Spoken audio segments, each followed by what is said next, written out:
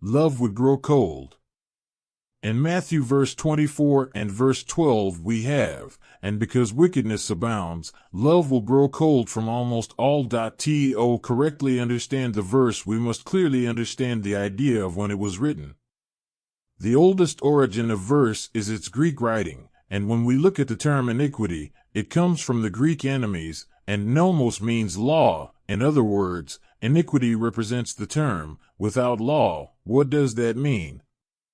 That the cooling of love has to do with the lack of law. Let's say, for example, that a politician steals millions in money, and is not convicted, and still has a life of pleasure. This is a model of there being no law. Now, imagine that in the same place a woman steals a liter of milk for her hungry children and is imprisoned for 2 years, and her children are left without a mother. This is another way of not having a law. Now, imagine that an individual is robbed, and through merely a photo of a black man, he sentences that man to years in prison, and then over the years he discovers that it was another man who robbed, and after years the wrong person is released, and receive alms as compensation for the years unjustly imprisoned. This is another type of lawlessness. Seeing these points, we can see why love would cool down.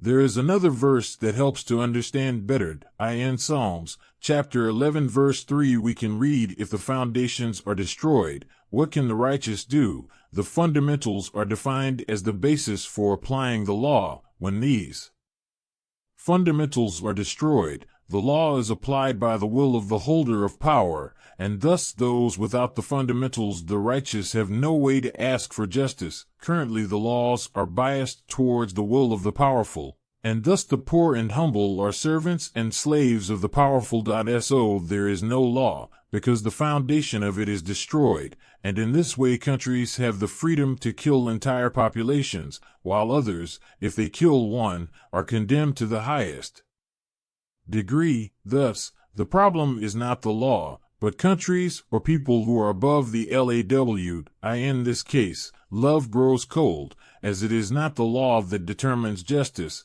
but rather who is powerful or not. If there is no real justice, then love loses its meaning of existence.